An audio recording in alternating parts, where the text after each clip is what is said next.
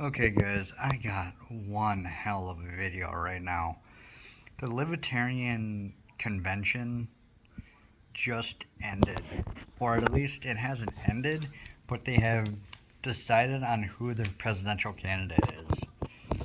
And just so I don't miss anything, I'm going to read what I wrote here.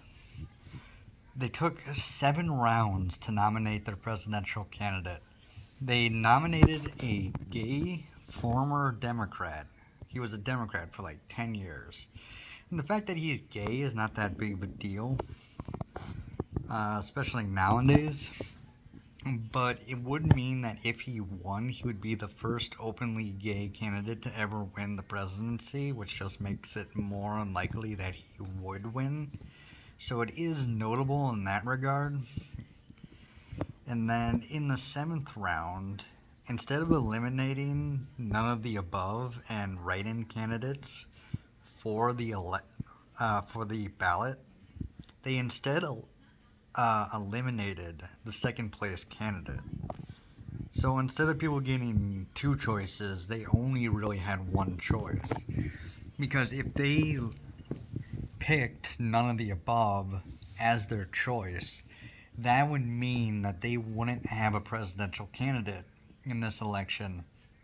And depending on the state, if they didn't put up a candidate this election, they would lose ballot access in some of the states. Again, it depends on the state, and in some states it wouldn't matter. In some states they would need to get at least 3%. In some states it just, again, it wouldn't matter. They would have enough people to write in for petitions to get enough signatures on a petition in order to get on anyways, but it kind of pressured all of them to actually pick a candidate. And the second place candidate they eliminated was part of the Mrs. Caucus, which is kind of like the right-wing portion. And they had won back in 2022 a heavy majority of the, I want to call it a council. I'm not 100% sure about that. They might not have won a majority, but a surprising plurality or a surprising number of seats. I would have to double check on that. But basically what it did is that they were seen as the party was becoming too liberal. So the Mrs. Caucus basically came in and took over. And for 2 parties split off from the Libertarian Party, and 2 others split in half. I can't remember which are which, but it was Massachusetts, New Mexico, Pennsylvania, and Virginia. And I hadn't realized that the Libertarian Party is actually 51 parties, each state party working together to form a greater whole. They had affiliates. So they ended up losing 2 of their parties, which they had to replace, and then lost like half or a good portion of 2 of their parties in 2 other states because the Mrs. Caucus took over. When it was announced that Chase Oliver would be the only candidate in the 7th round going up against the none of the above and the write-in candidates, there was a hot mic moment that I missed.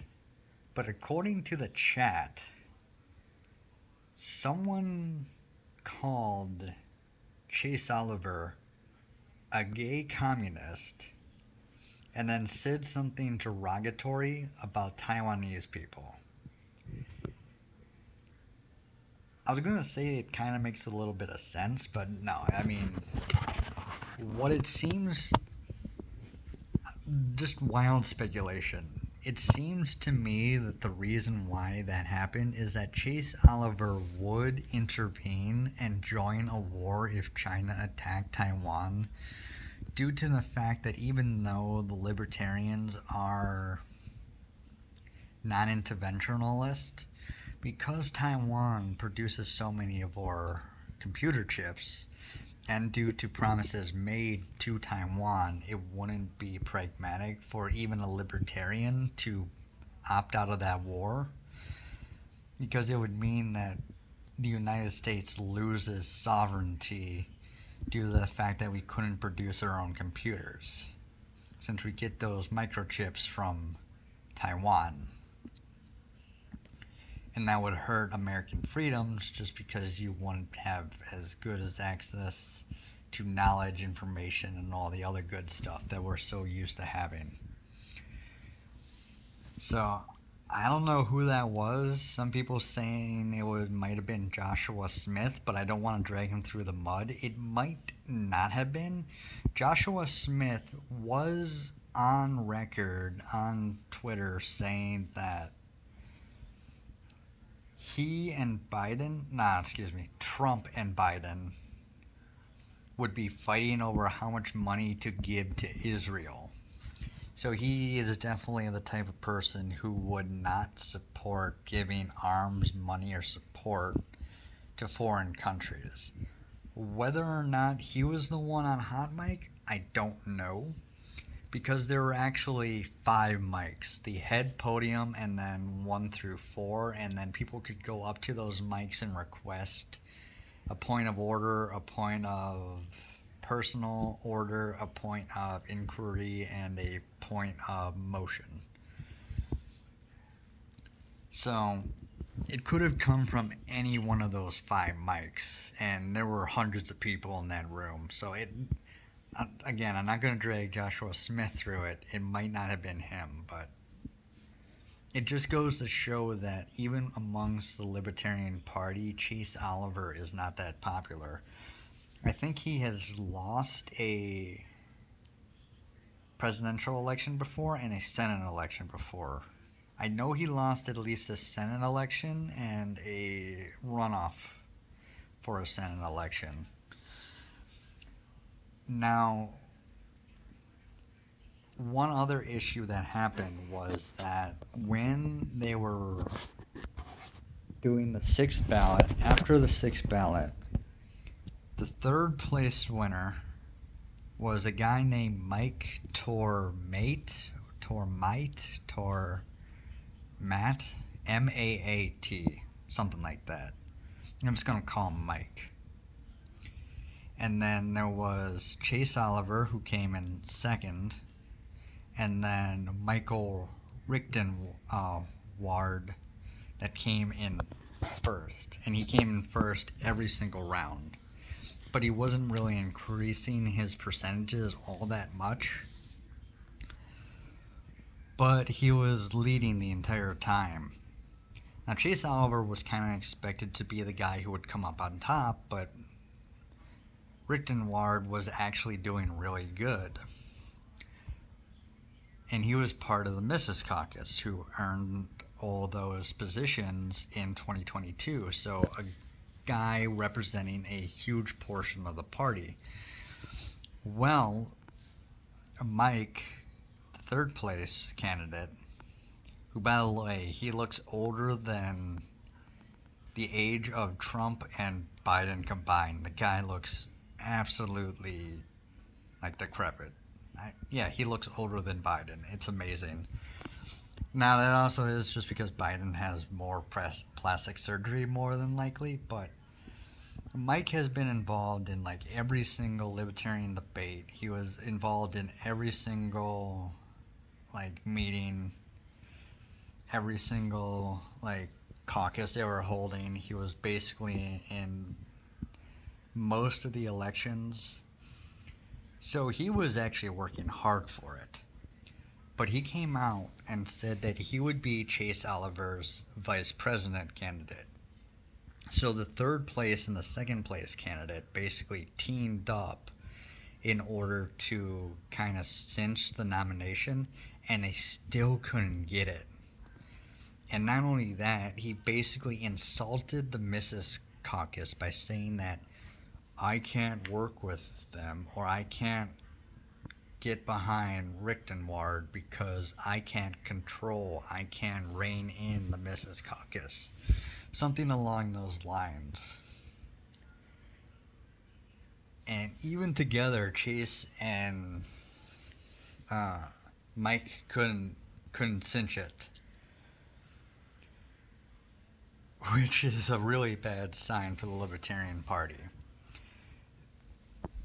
Then it was determined that Rickton Ward would get eliminated instead of none of the above and the write-in candidates, and they ran through it again.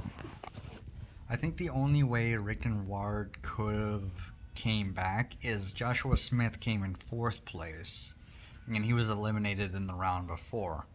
If he was given an opportunity, he could have maybe convinced Joshua to be his vice president and absorb his votes, which would have made it a little bit closer. But Oliver and Mike only got 49.53% of the vote. Anyways, when they went on to the 7th round, if none of the above got the majority of the votes, then the Libertarian Party would just have no candidate, like I said before. Well, even knowing that, Chase barely got over 60%.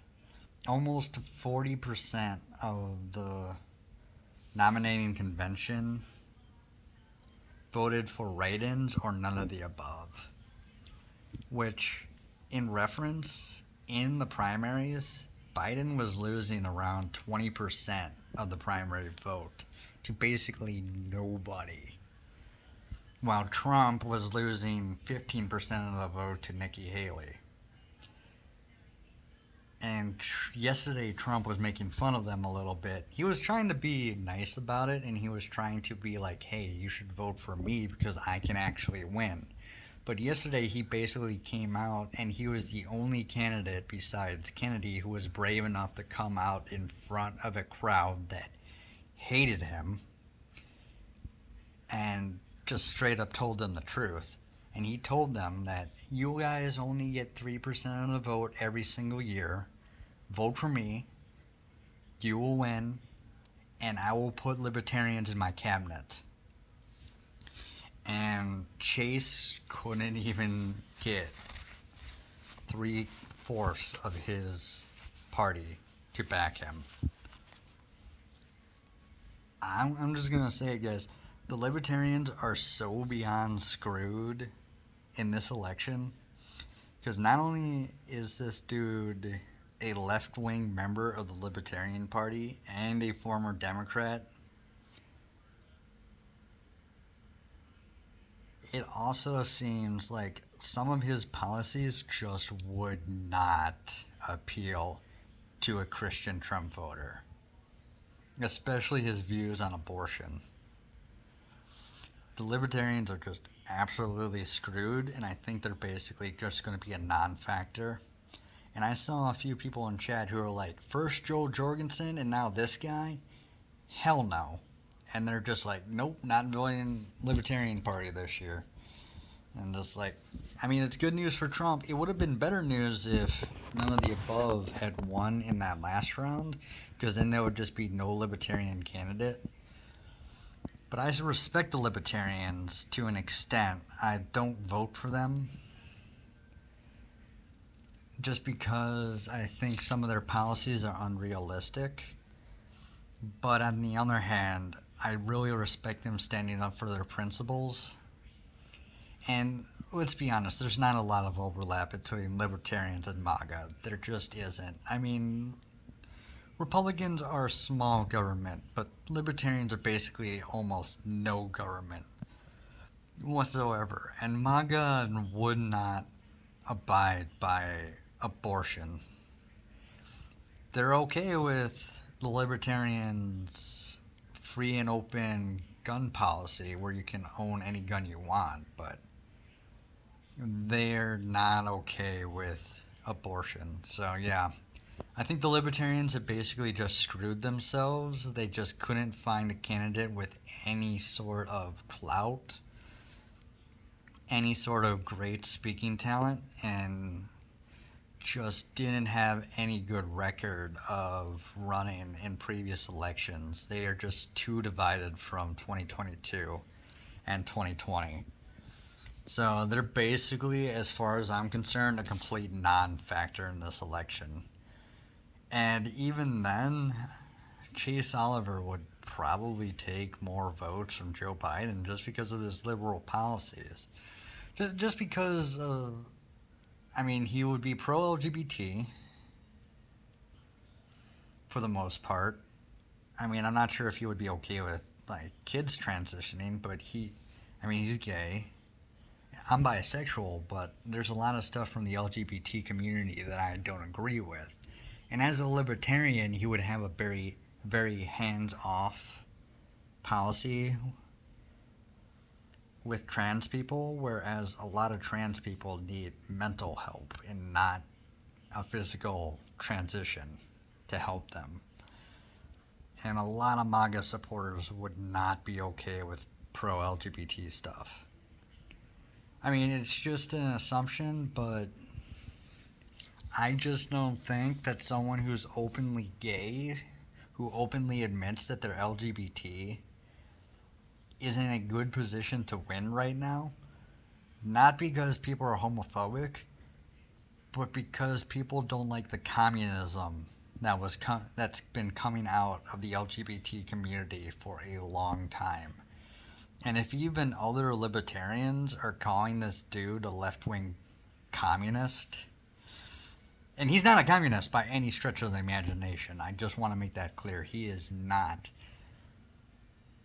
But if they think he is kind of playing into some of the communist propaganda that's been going around, and a whole 40% of his party was not willing to vote for him when he was the only candidate, yeah, it just doesn't look good for them. And there's not going to be a lot of core MAGA that are going to want to vote for Chase Oliver. It's just not going to happen. And then you have Jill Stein, Cornel West, and Kennedy all draining Joe Biden. With everything else going on, guys, I'm amazed by this. I did not expect this at all.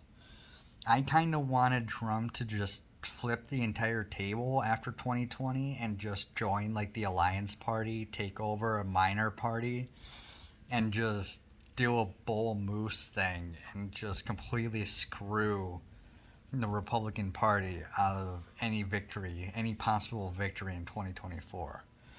I mean, I was that just sick of the Republican Party. And the way things are going right now, I'm actually amazed. Trump might just win in a landslide. He might actually even get the majority of the votes in the election, or at least a plurality of them. I'm amazed by that. I'm really hopeful for this election. I mean, as a centralist, I was actually hoping for Ward. Because even though less is known about him, that the fact that he was part of the Mrs. Caucus, I believe that the Libertarians are important and that they should become stronger and have more power and influence. And that Ward would be better for them in the long run. But at the same time, I can't really be upset that they just probably screwed themselves. And again, it's not Chase's fault. It's just that he's just not inspiring. None of these guys were inspiring. And people were picking Donald Trump and RFK and Afro Man and write-ins. I mean, it was just not good for the Libertarian Party this time around. And the thing is they're at their peak strength right now. They have more members than they've ever had before in their history, despite 4 of their parties shattering. So I'm just absolutely flabbergasted on how divided the Libertarian Party is right now. If they continue, they're going to be hard-pressed to continue to grow as they have been. Because if they don't figure this out, they're just about to collapse like the Green Party and the Constitution Party has. So, I mean, it's up to them at this point, but I'm going to leave it at 20 minutes, guys. So, good news for Trump, I guess.